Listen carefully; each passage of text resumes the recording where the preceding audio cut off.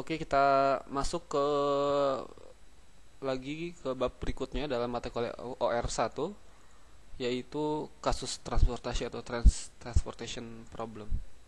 Tujuannya adalah memahami konsep metode transportasi dan penerapannya, memahami konsep solusi optimal permasalahan transportasi, dan tahu metode pencarian solusi layak dan solusi optimal. Jadi nanti ini alurnya pendahuluan, pemecahan masalah transportasi, ada solusi basis layak awal, ada perbaikan solusi basis layak awal. Jadi setelah dapat solusi awal diperbaiki, dan contoh implementasinya seperti apa. Ini adalah bagannya gitu ya, bagan pembahasan model transportasi. Ada pendahuluan, ada pencarian solusi basis, ada 3 metode. Kemudian setelah solusi basis tersebut dioptimasi, ada 2 metode. Nah, kemudian nanti ada beberapa penjelasan khusus dari kasus transportasi ini. Pertama, pendahuluan dulu.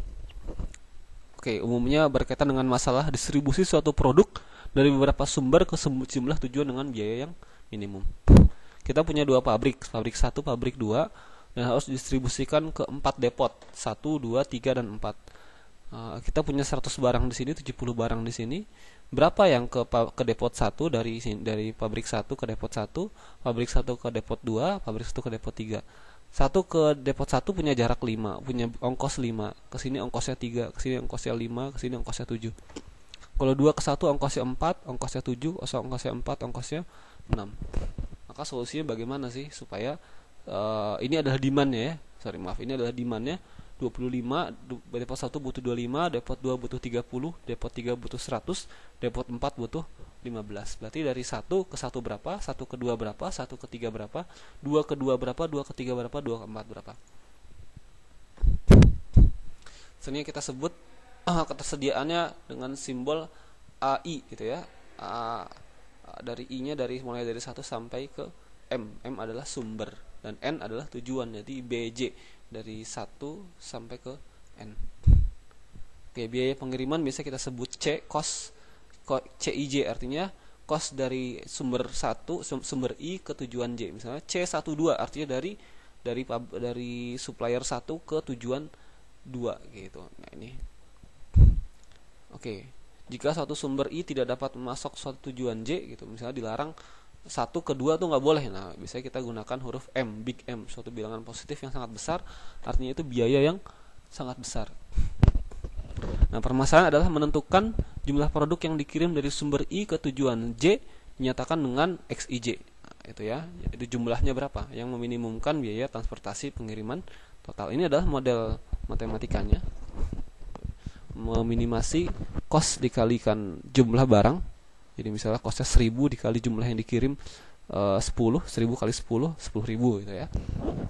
Dan ini IJ-nya bergerak terus, di mana I-nya bergerak dari 1 sampai M, J-nya bergerak dari N-nya bergerak J-nya bergerak dari 1 sampai N gitu. Oke, ada pembatas-pembatasnya.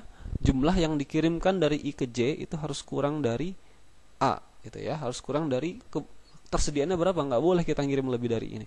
Dan jumlah yang diterima dari I ke J, unitnya X-nya itu ketika dijumlahkan itu haruslah lebih dari B, lebih dari demand. Kita bisa lihat kalau di sini yang bergerak adalah J-nya saja ya. Maaf, untuk I-nya 1, J-nya bergerak. Jadi nanti I-nya 1 misalnya 11, 12, 11 ditambah 12 ditambah 13 karena ini sum ya. Tambah 14 tambah 15 sum, harus kurang dari AI. Tapi kalau ini berbeda. Kalau ini J-nya yang I-nya yang nanti dijumlahkan. Jadi misalnya kalau X11, X2 ditambah X21 ditambah 31 ditambah 41 tambah 51 harus lebih dari BJ. Nanti kita akan lebih memahami model matematika ini dengan ketika kita membahas contoh. Nah, ini seperti ini ya, sumber tujuan. Oke. Nah, ini adalah kasus khusus di mana masalah transportasinya yang standar adalah seimbang, artinya jumlah ketersediaan itu sama dengan jumlah kebutuhan. Ini untuk memudahkan dulu di awal, sebagai awal pembelajaran dianggap sama. Tapi kalau tidak seimbang, maka akan dibuat eh, tujuan yang fiktif gitu ya. Misalnya kalau yang tersedia 1000, yang diminta 800, nanti ada tujuan fiktif yang menerima selisih 200 tersebut gitu ya, yang akan menerima, intinya harus sama tuh. Jadi maka akan ada tujuan fiktif. Kalau misalnya yang tersedia adalah 800, yang diminta adalah 1000 gitu ya, yang mau dikirim 800 tapi kebutuhannya 1000, artinya lebih kecil ya, maka yang terjadi akan ada sumber fiktif gitu. Ada sebuah, seakan-akan ada sebuah benda yang, ada sebuah supplier yang bisa mengirimkan 200 tadi selisihnya, 800, 1000 misalkan ya, selisihnya adalah 200 tadi, akan ada sumber fiktif. Oke, kembali lagi ke yang bentuk standar lagi ya. Kita jangan berpusing-pusing dulu dengan yang bentuk tidak standar. Supaya memahami, kita awali dengan bentuk yang standar. Oke, ini bentuknya seperti ini ya.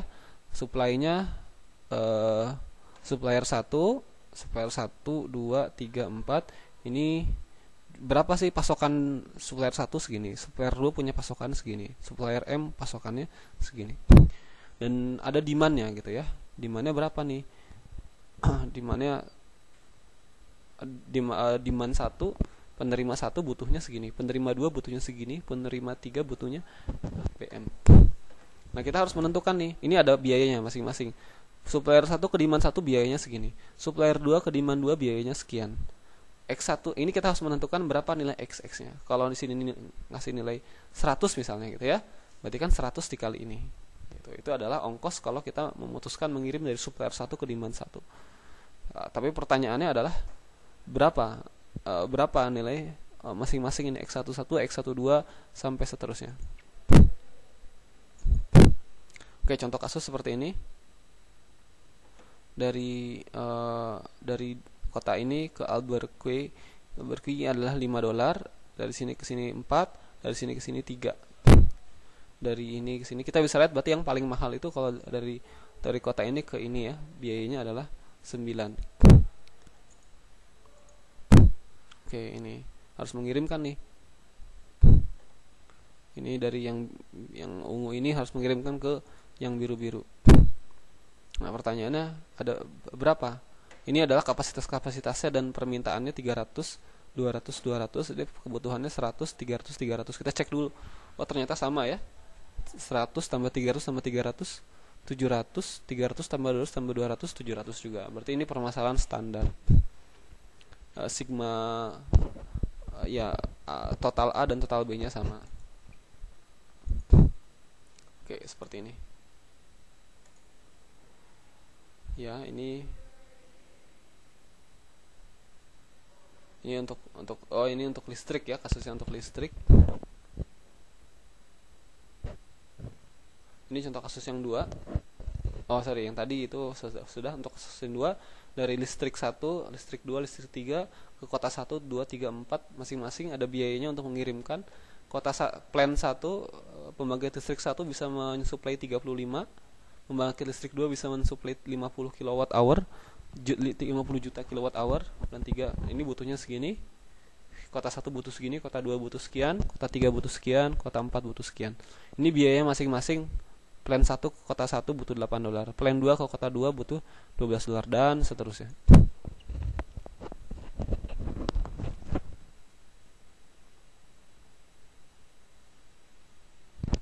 Oke. Nah,